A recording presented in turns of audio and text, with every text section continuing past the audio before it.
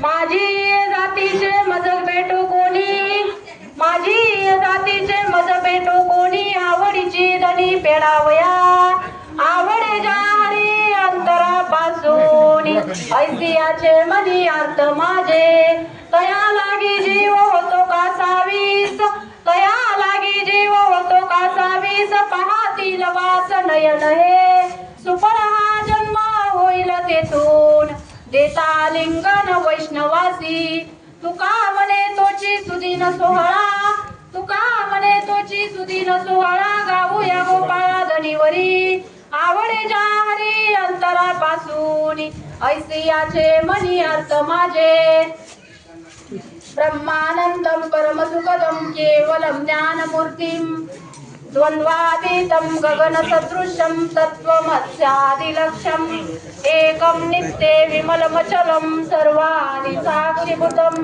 भवातीतं त्रिगुणरहितं सद्गुरुं तं नमामि, महायोगपीठे तटे विमलत्या, वरपुण्डरीकाय दातु मुनीन्द्रे, समागत्य तिष्ठं तमानन्दकन्दं, परब्रह्मलिङ्गं भजे पाण्डुरङ्गं, मनोजवं मारुततुल्यवेगं, जितेन्द्रियं बुद्धिमतामुरिष्टं, वातात्मजं वानरयूथमुख्यं, श्रीरामदूतं शरणं प्रपद्ये, श्रीरामदूतं शरणं प्रपद्ये, नमामि सद्गुरुं शान्तं सच्चिदानन्द विग्रहं, पूर्ण ब्रह्म परानन्द वेशमानन्दी वल्लभं, ज्ञानेषु भगवान् विष्णु निवृत्तिर भगवान् हर, सोपान भगवान् ब्रह्मा मुक्ताख्या ब्रह्मचित्कला, योऽन्त प्रविश्य मम वाचमिमां प्रसुप्तां, सञ्जयत्त किल शक्तिधर स्वधाम्नां, अन्यौचास्तचरणश्रवणत्वगादीन् प्राणान् नमो भगवते पुरुषाय तुभ्यं, माझी जातीचे मज भेटू कोणी, माझी जातीचे मज भेटू कोणी, आवडीची धनी फेडावया, आवडी जारी अंतरापासून, ऐसियाचे मनी अर्थ माझे, प्रस्तुत प्राप्त प्रसंगी प्राप्त स्थळी प्रवचन रूपी सेवेसाठी घेतलेला अभंग, संत हृदय सम्राट सकल संत कंठभूषण अनंत कृपा सागर पूज्यपाद विश्व कल्याण मूर्ती विश्ववंदनीय जगद्गुरु तुकोबाराय महाराज यांचा 5 चरणाचा अकारण करुणावरून आलय, भगवान पंढरीश परमात्म्याकडे करुणा मागणारा अभंग आजच्या सेवेसाठी निवडला. या प्रवचन रूपी सेवेला प्रारंभ करण्या अगोदर थोडासा परिहार देणं गरजेचं आहे. नवे ते वक्त्याचं आद्य कर्तव्य आहे. आपला हा चालत असलेला पायी दिंडी सोहळा श्री क्षेत्र कपालेश्वराच्या कृपा आशीर्वादाने, श्री ज्ञानोबराय तुकोबाराय यांच्या व साधू संतांच्या आशीर्वादाने, आपल्या साधू संतांच्या आशीर्वादाने, आपले श्रद्धास्थान गुरुवरे नानांच्या आशीर्वादाने, मार्गदर्शनाने आणि सकल कपालेश्वर पंचक्रोशीतील सगळ्यांच्या भरभरून सहाय्याने आणि आपले स्वर सम्राट पैठणचे गुरुवरे पंडित बाबा, आपल्या दिंडीचे विनेकरी चंद्रकांत नाना यांच्या सहकार्याने आज दरेगाव या गावी येऊन पोहोचला. या गावाचं कौतुक करावं तेवढं थोडंच आहे. खरंच त्यांचं खूप कौतुक करावं असं वाटतं, कारण ते त्यांना सुद्धा दिंडीला जायचं राहतं, पण ते आपल्या करता ते भाकरी रांधून मग निघतात तिथून.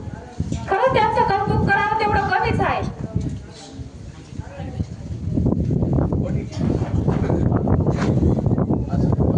या अभंगामध्ये जगद्गुरु तुकोबाराय आपल्या जातीचा कोणीतरी भेटावा अशी अपेक्षा करतात. का अपेक्षा करतात? कारण जीव म्हटला का तो एकटा राहत नाही, त्याला कुणाच्या तरी संगतीची गरज आहे. त्या एकट्या ब्रह्माला सुद्धा करमलं नाही, त्याने सगळं विश्व निर्माण केलं. मग त्याच भूमंडलामध्ये जीव एकटा कसा राहील? निळूबारायांनी वर्णन केले की एकलेन कंठेची मनोनी येणे, केले निर्माण 14 भुवने, 5 महाभूते भौतिके भिन्ने भिन्ने हो, ऐसा लागवी हा माया सूत्रधारी. त्या एकट्या ब्रह्माला करमलं नाही, मग त्याच सृष्टीमध्ये जीव एकटा कसा राहील? त्याला सुद्धा संगतीची गरज भासते. मग त्याच भूमंडलामध्ये वावरणारे आपले तुकोबाराय महाराज, त्यांना सुद्धा संगतीची गरज भासते. मग ते देवाला म्हणतात की देवा मला संगतीची अपेक्षा आहे. तर भगवान म्हणतात का तुला संगतीची अपेक्षा आहे? तेव्हा महाराज म्हणतात देवा माणसाला पतन होण्याचं कारण संगत आहे आणि माणसाचा उद्धार होण्याचं होण्याचं कारण सुद्धा संगतच आहे. पतन उद्धार संघाचा महिमा त्या जावे आदमा संत सेवे. माणूस बिघडतो याला कारण संगत आहे, पण माणसं घडतात याला सुद्धा कारण संगतच आहे बर का. बघा एक दृष्टांत सांगते. एक राजा होता, तो जंगलात फिरत होता. उन्हाळ्याचे दिवस होते, त्याला उन्हाचे चटके बसू लागले. मग त्याने विचार केला की आपण थोड्या वेळ एखाद्या झाडाखाली बसावं, आपल्या भाषेत ऊन टाळून घ्यावं असं. मग त्याने एका झाडाखाली घोडा सोडून दिला आणि त्याच झाडाच्या बुडाला पाठ लावली. क्षणात तो राजा झोपला. बघा काही पापी लोक असतात ना, त्यांना लगेच झोप लागत नाही, पण काही पुण्यवान लोक असतात ना, ते लगेच झोपतात. आमच्या वैतरणाताई सारखं, आमच्या वैतरणाताई तशाच पुण्यवान आहेत बर का. त्यांना सुद्धा कितीही गर्दीत बसवा आणि कुठेही बसवा, ते लगेच झोपतात हो. तसं राजा गाढ झोपला. राजा गाढ झोपला आणि त्याच झाडावर राजहंस नावाचा पक्षी बसलेला होता.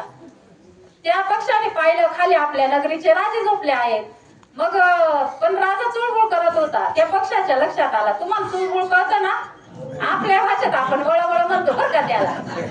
तर त्या पक्षाच्या लक्षात आलं की राजा का चुळबुळ करतो, कारण राजाच्या तोंडावर उन्हाचे तीव्र किरण पडत होते आणि ते किरण जिथून येत होते ना, त्या फांदीला पानं कमी होते.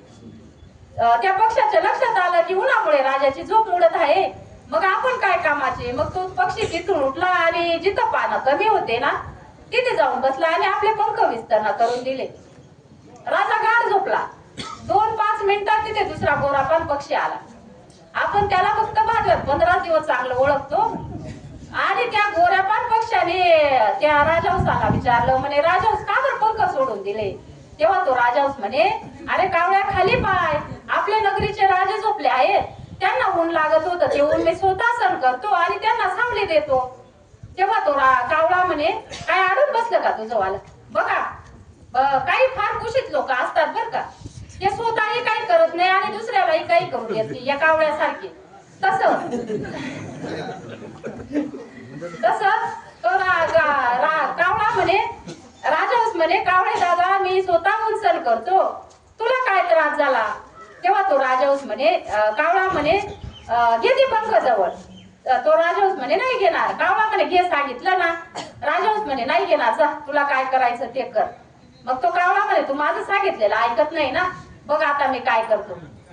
त्या कावळ्याने स्वतःच्या शरीरातली घाण विष्ठा टाकली, ती बरोबर राजाच्या तोंडावर पडली आणि विष्ठा टाकून कावळा निघून गेला. ती विष्ठा राजाच्या तोंडावर पडली. राजाला गार लागलं. लगेच जाग आली राजाला. पाहिलं म्हणे पक्षाची विष्ठा. म्हणे मी या नगरीचा राजा आहे आणि माझ्या तोंडावर विष्ठा टाकणारा कोणता पक्षी असेल. त्या राजाने वरती पाहिलं झाडाकडे. विष्ठा टाकणारा निघून गेला होता, पण सावले धरणारा बसलेला होता.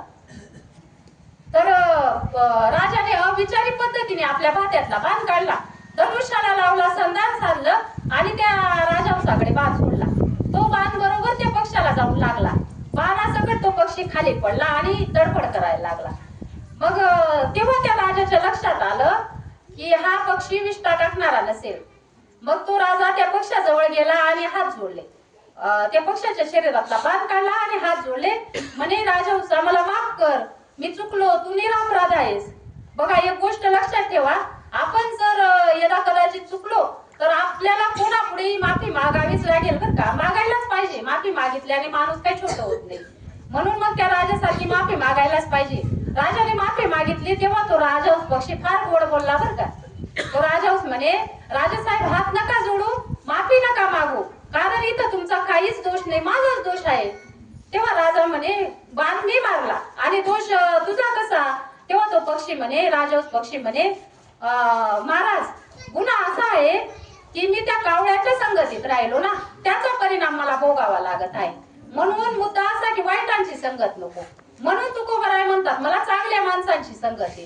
तेव्हा देव भगवान म्हटले देतो तुला संगत, पण नेमकी कोणती संगत देऊ, कारण संगतीचे विविध प्रकार आहेत. कुसंगती आहे, विसंगती आहे, सजातीय संगत आहे, तुला नेमकी कोणती संगत देऊ. तेव्हा तुकोबराय महाराज म्हणतात देवा मला सजातीय संगत दे, कारण कुसंगतीत सुद्धा दुःखच आहे आणि विसंगतीत सुद्धा दुःख आहे. तुकोबराय कुसंगतीचं प्रमाण देतात. तुकोबराय म्हणतात देखनाच्या संगी हिरा जो भंगला, कुसंगी नाडला साधू जैसा. मग मला सांगा हिरे किती, 2 एक ओरिजिनल आणि एक बनावटी हिरा. मग त्या हिऱ्यांची पारख कशी करावी तर महाराज म्हणतात हिरा ठेवीता ऐरणी वाचे मारिता जोगणी तोची मोल पावे खरा करणीचा होय चुरा. मग एवढा किमती हिरा जर ऐरणीवर ठेवला आणि घाव मारला तर त्याला काहीच होत नाही. एवढा किमती हिरा जर ढेकणा बरोबर राहिला तर माती मोल होतो. त्याला कुसंगती म्हणतात. जसं ढेकून जवळ आला का हिरा भंगून जातो तसं नालायकांच्या संगतीत चांगला माणूस बिघडून जातो. याला कुसंगती म्हणतात. कुसंगती विसंगती म्हणजे काय तर महाराज म्हणतात कानडीने केला मराठा व्रतार एकाचे उत्तर एका नये. मुलगा मराठा आणि मुलगी कर्नाटकची. म्हणजे तुमच्या लक्षात आलं का तेव्हापासून तिकडच्या पुरी आणायचे बरं का. आता इकडच्या सोलापूरकडच्या आणतात तेव्हा कर्नाटककडच्या आणायचे. म्हणजे मुद्दा असा की पती पत्नी मध्ये सुसंगतपणा असेल तर संसारात आनंद आहे. विसंगती असेल ना तर संसारात समाधान नाही. मग मला सांगा संसारात विसंगती चालत नाही तर मग परमार्थात विसंगती चालेल का तर अजिबात चालणार नाही. म्हणून महाराज म्हणतात मला विसंगती नको. मला माझ्या जातीची संगती माझ्या जातीचे मज भेटो कोणी आवडीची दणी फेडावया. यथामती यथा अवकाश झालेली सेवा निवृत्तीदादांच्या चरणी कपालेश्वर भगवंतांच्या चरणी गुरुवरे नानांच्या चरणी समर्पित करते. काही चुकलं असेल तर माझ्या बुद्धीचे दोष. जे काय बरोबर आहे ते गुरुवरे नानांचं आहे म्हणून नानांच्या चरणावर माथा ठेवते आणि सेवेला पूर्ण विराम.